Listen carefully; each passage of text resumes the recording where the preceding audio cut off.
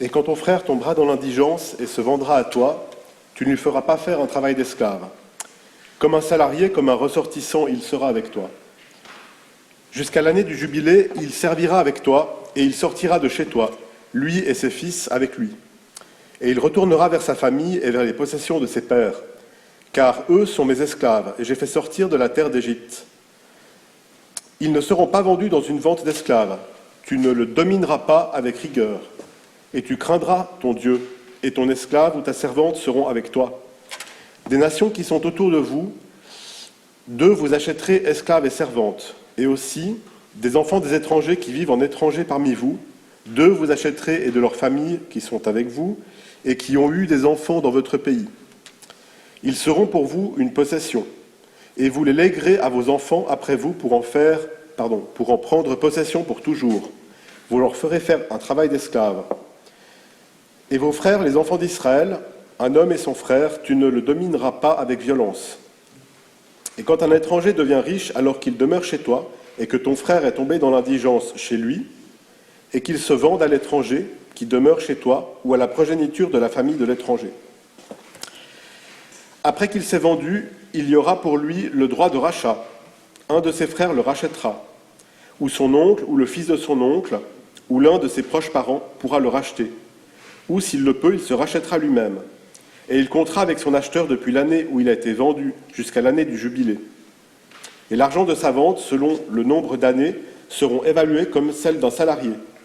S'il y a encore beaucoup d'années, il paiera son rachat à raison du prix de ces années, et pour lequel il a été racheté.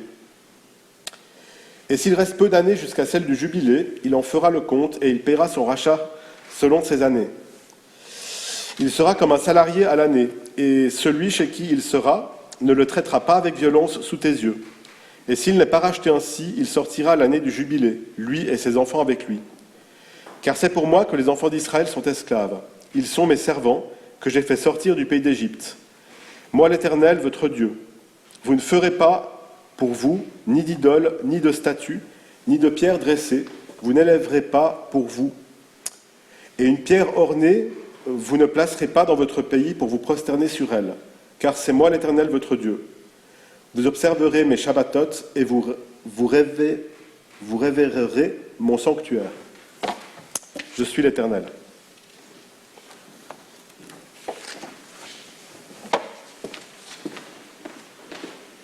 C'est une partie du code noir de la Torah, on dirait aujourd'hui. Et si on appliquait les règles que certains historiens appliquent aujourd'hui, on dirait vraiment que ce livre est épouvantable. Ce livre, c'est vrai, quelquefois, il est un tout petit peu dur, mais il faut bien se rappeler ce qu'étaient les conditions à cette époque. L'esclave, qu'on peut traduire un peu plus comme serviteur, c'est vrai que lorsqu'il était acheté des peuplades autres que le peuple d'Israël, eh bien, il pouvait être acquis avec monnaie sonnante et trébuchante, et puis rester la possession de celui qui l'avait acquis. Mais il en allait comme ça de nombreux autres domaines qui aujourd'hui nous semblent extrêmement particuliers, pour ne pas dire un peu révoltants quand même. Il y a cela, et puis d'un autre côté, vous avez entendu aussi que lorsqu'il s'agit de celui qui fait partie du peuple, eh bien, il faut le traiter avec égard, et il ne faut pas lui imposer de travaux trop rigoureux, trop durs. Et il faut essayer de le racheter autant que faire se peut, et le plus tôt possible. On a donc deux visions. Une vision qui est semblable à ce que cette époque était, c'est-à-dire une époque où l'esclavage était chose courante, faisait partie de la vie, et des millions d'hommes, de femmes et d'enfants ont été comme ça transportés, les uns vers les Amériques, les autres vers les pays arabes, et dans ce sens-là, on peut quand même s'étonner du fait que du côté des Amériques, il y a beaucoup de personnes de couleur, et dans les pays arabes, il n'y en a presque pas. Où sont-ils passés? Vous n'avez qu'à lire certains livres d'histoire et vous le comprendrez. Il y a cela, avec quand même une certaine prise en compte de la présence de l'autre. Et puis, dans le même livre, qui est le livre du Lévitique, que l'on appelle Torah de Kohanim, l'enseignement concernant les Kohanim, mais quelquefois même c'est un livre qui est considéré comme étant le plus essentiel, parce que c'est par là que les enfants commencent à apprendre la Torah. Il y a d'autres épisodes qui nous sont relatés, et quelquefois qui nous laissent un petit peu pantois. Alors, vous savez ce qui s'est passé la semaine dernière, un jeudi soir, à Méron. Et la semaine dernière, je n'ai pas voulu en parler parce que c'était trop tôt. Et je me suis rappelé, déjà la semaine dernière, mais cette semaine en particulier, d'un texte qui est du même livre, du livre du Lévitique, mais un tout petit peu avant. Et voici ce qui dit ce texte. Les fils d'Aaron, donc le grand prêtre, qui s'appelaient Nadav et Avihu, prenant chacun leur encensoir, ils mirent du feu sur lequel ils jetèrent de l'encens et approchèrent devant l'Éternel un feu profane sans qu'il le leur ait demandé. Et un feu s'avança de devant l'Éternel et les dévora, et ils moururent devant l'Éternel. Alors Moïse dit à Aaron, c'est ce qu'avait déclaré l'Éternel en disant « Je veux être sanctifié par ceux qui m'approchent et glorifié à la face de tout le peuple. » Vayidom Aaron, et Aaron garda le silence. Les commentateurs ne se sont pas contentés de ce silence d'Aaron. Ils ont essayé de comprendre ce qui s'était passé. Ils ont essayé de comprendre ce que Moïse peut-être avait dit ou avait sous-entendu dans ce qu'il disait. Et Rachi, le premier des commentateurs, dit « Moïse a dit, c'est là ce qu'avait déclaré l'Éternel en disant « Je veux être sanctifié par ceux qui m'approchent et glorifié à la face de tout le peuple. » Et il fait comprendre à Aaron que ses fils ont été foudroyés car ils avaient enfreint les règles en s'autorisant à prendre des encensoirs, mettre le feu, mettre de l'encens, sans que cela fasse partie d'un service qui avait été codifié. Et donc, cet acte ne leur avait pas été demandé. Cette punition est une leçon pour Aaron et pour tous, disent les commentateurs. C'est un rappel qu'agir religieusement nécessite donc un contrôle de soi et une application fidèle des principes et des règles. On ne fait pas ce qu'on veut, ce que l'on veut, quand on veut, comme on veut et où on veut. Il faut, dirait-on aujourd'hui, se méfier des élans mystiques, de l'enthousiasme religieux. Et les commentateurs expliquent de différentes façons le silence d'Aaron. Les commentaires ne sont pas très audibles pour nous aujourd'hui. Surtout, l'un de ces commentateurs dit « Je veux être sanctifié par ceux qui m'approchent et glorifié à la face de tout le peuple, donnant à la mort des fils d'Aaron un caractère d'exemplarité. » Ils ont été au-delà de la loi, ils ont été poussés par leur élan, peut-être par leur enthousiasme, ou peut-être pour se rendre intéressants, et c'est pour ça qu'ils sont morts. Et Aaron doit accepter la chose et rester silencieux. Aujourd'hui, suite à la catastrophe de Méron de la semaine dernière, nous est-il possible de dire comme Moïse que la mort a frappé ceux qui s'étaient approchés trop près de Dieu à Méron ? Ce serait être en parfaite harmonie avec les commentaires traditionnels,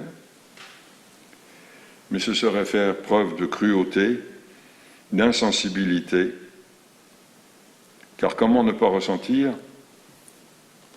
la douleur de celles et de ceux qui ont perdu un fils, un frère ou un père. Pourtant, cela n'a pas empêché des rabbins traditionalistes de s'exprimer ainsi.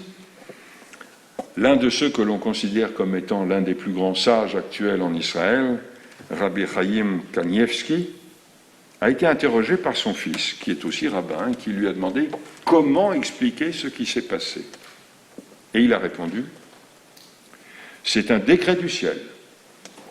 Nous ne pouvons pas connaître les considérations du ciel. » Et il a répété à plusieurs reprises « Nous devons devenir plus forts grâce à la Torah et persévérer dans son étude. » Puis a ajouté « Les femmes devraient être plus modestes.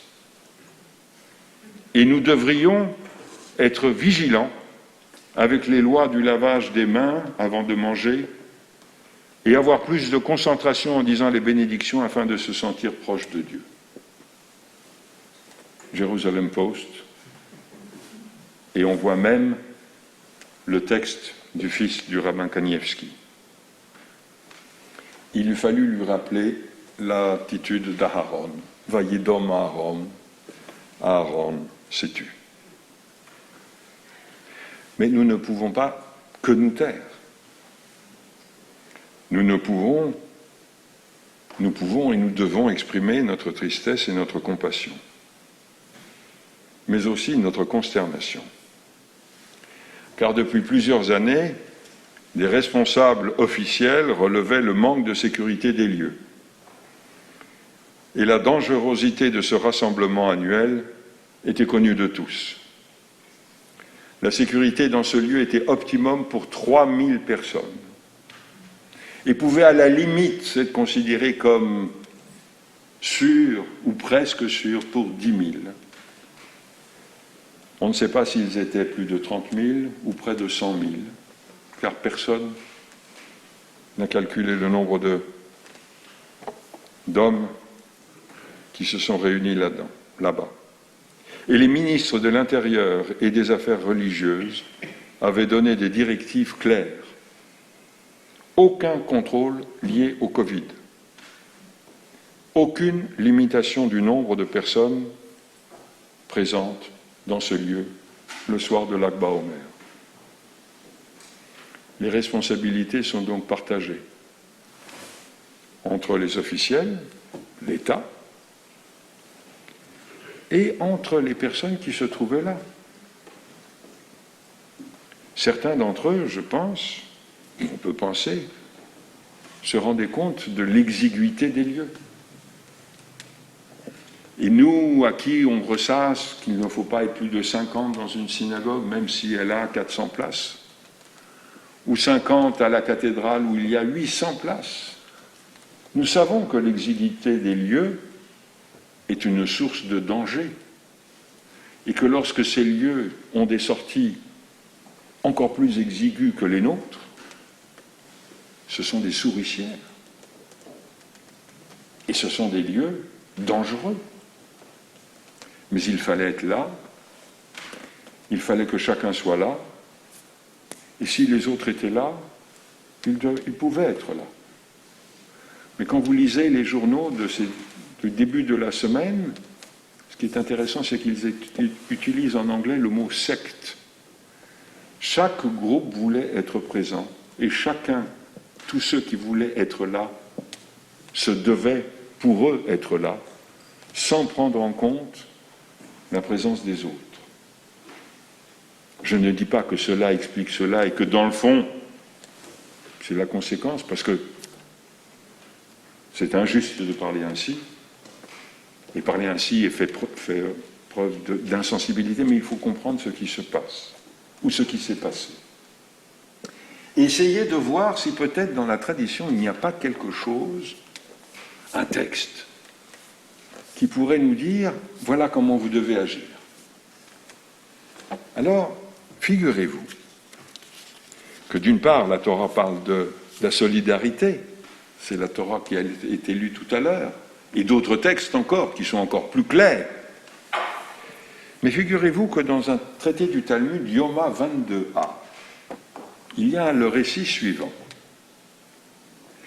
Les Kohanim étaient extrêmement désireux de nettoyer le matin l'autel sur lequel étaient brûlés les sacrifices. Et ils tous voulaient participer à cela. Alors, dans un premier temps, raconte le Talmud, on a trouvé un moyen pour départager celui qui allait le faire. Il y avait une rampe pour monter vers l'autel. Alors, on donnait le départ, et le premier arrivé avait la charge. Un jour, un Cohen a poussé son voisin, qui s'est fracturé la jambe. Que s'est-il passé? Il fut décidé, dit le Talmud Yoma, de procéder à un tirage au sort. Et ainsi, on tirait au sort, jour après jour, celui qui avait le droit, l'honneur et l'avantage d'aller nettoyer, aller enlever les cendres de l'autel. Peut-être que l'administration israélienne devrait s'en inspirer pour l'année prochaine.